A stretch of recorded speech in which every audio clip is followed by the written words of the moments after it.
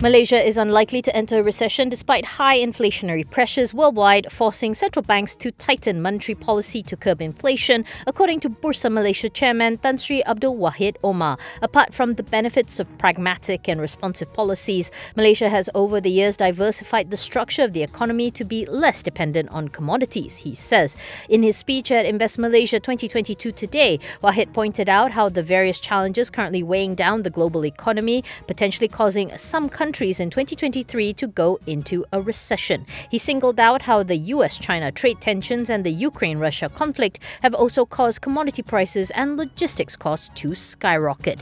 However, he says that in Malaysia, the agriculture and mining sectors now contribute only 14% of the country's GDP, with the services sector contributing 57% and the manufacturing sector contributing 24.3%.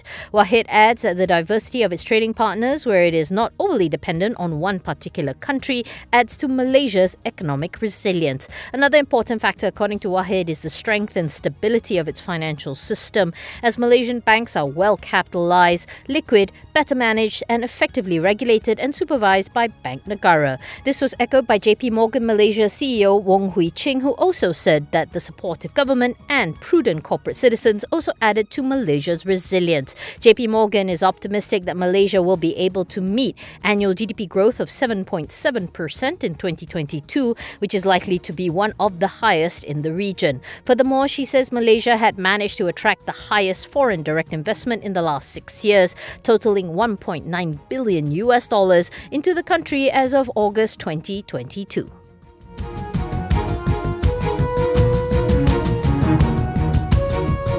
EcoWorld International slipped into the red for the third quarter, posting a net loss of 56.68 million compared with a net profit of 2.49 million that it posted in the previous year's corresponding quarter. The property developer explained that this was the result of lower profit contribution from projects in Australia, as well as share of losses in joint ventures due to the revision in profit margins on its London's build-to-rent projects as a result of an extended construction program. Revenue dropped 73% year-on-year to 34.5 million from 127.1 million, mainly due to a lesser number of units sold being handed over to customers, as a majority of the units were handed over in the last financial year. In a statement, EWI President and Chief Executive Officer Datuk Teo Leong Seng said the group's 10-month sales and reserves of more than 2 billion is broadly in line with its sales target and substantially higher than what was achieved in the same period last year. EWI says it has locked in 1.73 billion sales based on contracts exchanged in the first 10 months of FY22, with a reservation pipeline of 361 million as at end August. Total sales plus reserves adds up to 2.09 billion, which is 58% more than the 1.33 billion recorded for the same period in FY21.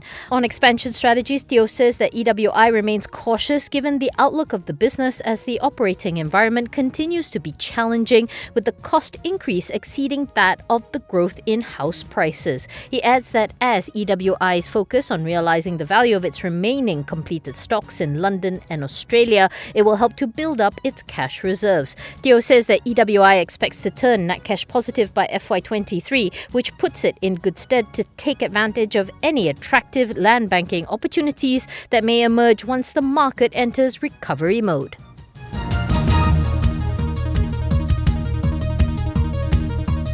A country managing partner with audit firm Grant Thornton was charged today with 8 counts of criminal breach of trust in the Sessions Court. Narendra Kumar Chunilal Rugnath, better known as Datuk Narendra Jasani, was charged before 2 separate Sessions Court judges with CBT amounting to 2.38 million ringgit. He was alleged to have committed the crime in his capacity as manager and receiver of Sabah Forest Industries over deposits belonging to Pelangi Prestasi. Pelangi Prestasi is a firm owned by Tycoon Tan Sri Syed Mukhtar Al-Bukhari, vying to take over SFI. Narendra Kumar pleaded not guilty to all charges and claimed trial. All charges are punishable under Section 409 of the Penal Code, and if found guilty, he faces between 2 and 20 years in prison, whipping and a fine. Deputy Public Prosecutor Zulaika Muhammad Apandi did not offer bail as this is a non-bailable offence, but left it to the court's discretion. She suggested 100,000 for the first 2 charges and another 100,000 for the other 3 charges. AG Khalidas, who represented Narendra Kumar, asked for a lower bail as his client is 70 2022 with health issues. He said his client was also not a flight risk and pointed out that Narendra Kumar was a managing director of an international audit and consultancy firm.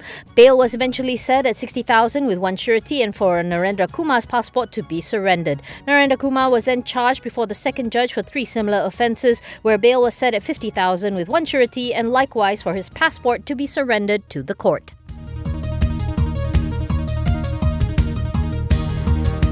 Goodyear Tyre and Rubber Co. has reached an agreement to settle a labour dispute at its Malaysian factory with migrant workers who alleged unpaid wages and benefits, the company and 5 former workers told Reuters. Goodyear, one of the world's largest tyre makers, declined to say how much it paid out, but the workers said settlement agreements signed this year range from about 50,000 to 200,000 per worker, depending on the length of their employment. The workers who requested anonymity as they were not authorised to speak about the settlement said the net compensation they received was less than that because of taxes and lawyer fees. The total settlement amount exceeded the original claim of around 5 million, said the workers' lawyer Chandrasegaran Rajandran, although he declined to go into specifics, citing a non-disclosure agreement. The settlement covers several lawsuits filed against Goodyear by a total of 184 current and former workers from Nepal, India and Myanmar in Malaysia's industrial court since 2019. The industrial court had ordered Goodyear to pay back wages to some workers and comply with a collective agreement over compensation. Goodyear had appealed the verdict but later began settlement talks. The company said it has completed a thorough review of the workers' concerns, including an independent audit of its labour practices, but did not reveal the results of the audit. Goodyear says that it is pleased to have achieved an outcome that is agreeable to the workers, adding that it was committed to human rights and fair labour standards.